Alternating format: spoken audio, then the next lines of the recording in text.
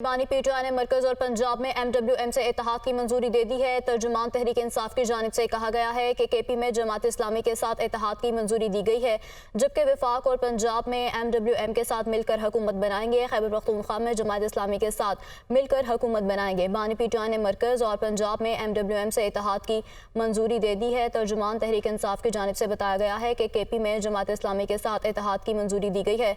वफाक और पंजाब में MWM के साथ मिलकर हुकूमत बनाएंगे। खैबर पख्तूनख्वा में जमात इस्लामी के साथ मिलकर हुकूमत बनाएंगे। तर्जुमान पीटीआई की जानिब से ये बताया गया। ठीक है, इसी पर बात करने के लिए हमारे साथ आबिद हमीद और वकार सईद मौजूद हैं। आबिद हमीद ब्यूरो चीफ पेशावर हमारे साथ मौजूद होंगे। उनसे अभी गालिबन राब्ता मुनक़ता हुआ है, जैसे ही दोबारा बहाल होगा उन्हें अपने साथ लाइन पर लेंगे।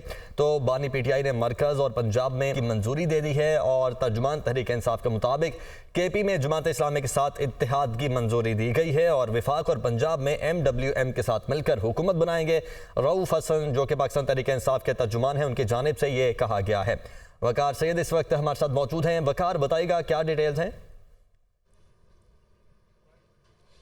जी बिल्कुल, पाकिस्तान तहरीक इंसाफ की जानिब से ये फैसला किया गया है कि वो वफाक और पंजाब में MWM, जबकि इसी तरह जो KP असम्बली है वहाँ पे जमात इस्लामी के साथ जो है वो इत्तेहाद बनाएगी और इस इत्तेहाद की बुनियाद पर ही जो है वो रिज़र्व सीट जो अक़लियत की और इसके अलावा जो ख़वातीन की रिज़र्व सीट है उसके लिए अप्लाई करेगी, जिसके लिए कानून भी बड़ा वाज़ेह है कि ऐसे किसी जमात में शमूलियत और उसके रिज़र्व सीट्स के लिए जो प्रायोरिटी लिस्ट होती है वो देना लाजमी है। जो हमारे मालूमात के मुताबिक जो KP असम्बली है उसके लिए जमात इस्लामी की जानिब से कोई 2 नाम जो है वो दिए गए थे प्रायोरिटी लिस्ट में, लेकिन जो माजी की नज़ीरें देखें या उसके अलावा जो मुख्तलिफ कानूनी हवाले हैं उसके मुताबिक अगर कोई यानी सीटें ज़्यादा बनती हो तो इलेक्शन कमीशन नोटिस करता है और बाकायदा तौर पर उनसे मज़ीद नाम लेता है।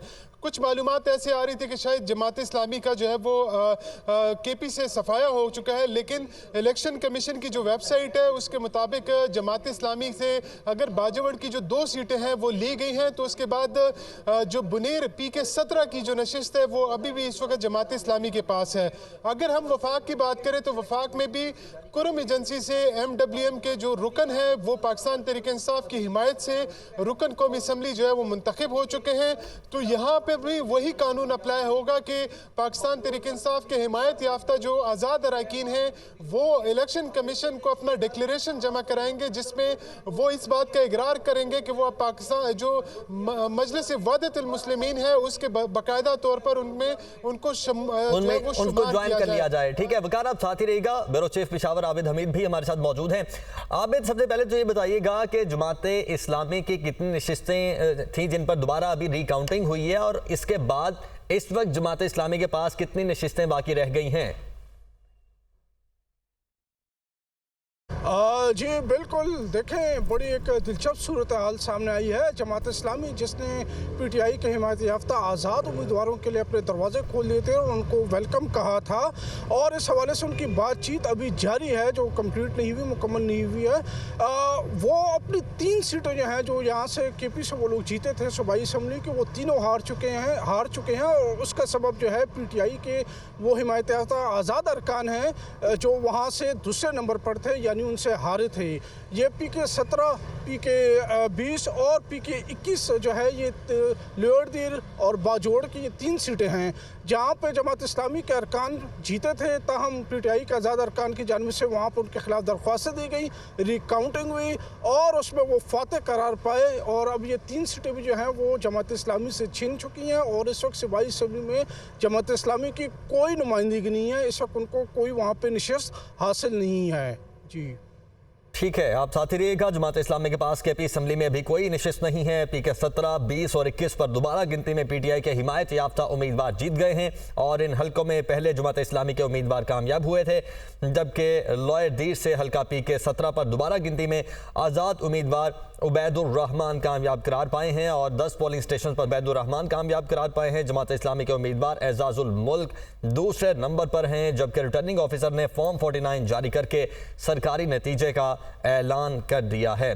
अब फॉर्म 49 बाकायदा तौर पर इन तीनों हलकों से जारी कर दिया गया है।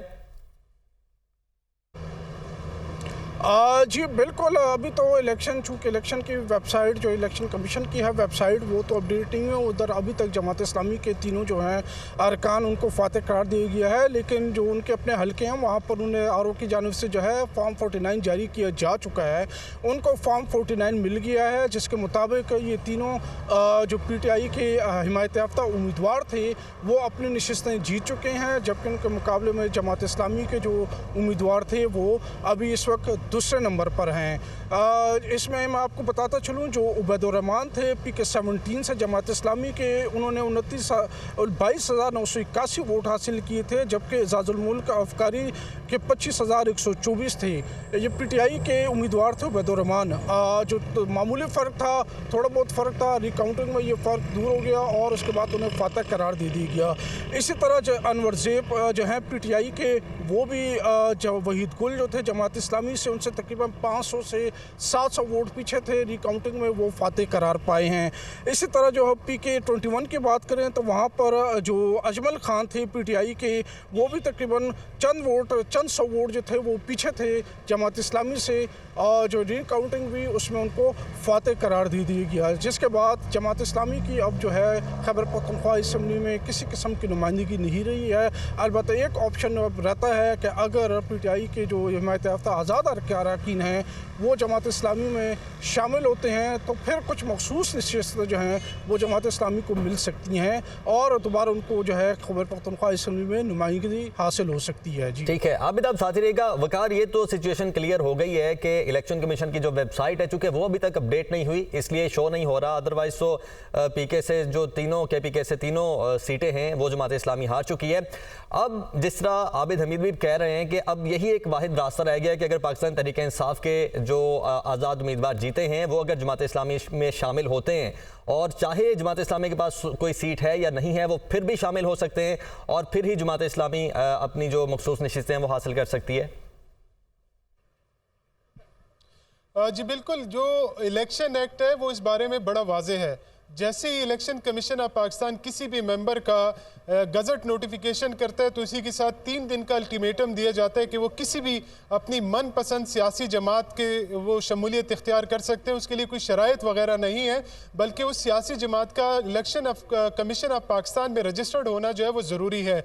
तो यकीनी तौर पर पहले तो अगर हम बात करें जो क्योंकि ये पाकिस्तान तहरीक-ए-इंसाफ के हिमायत याफ्ता उम्मीदवार हैं और इस वक्त कुछ हवाएं उनके हक़ में नहीं चल रही, तो ये इतना आसान मरहला नहीं होगा।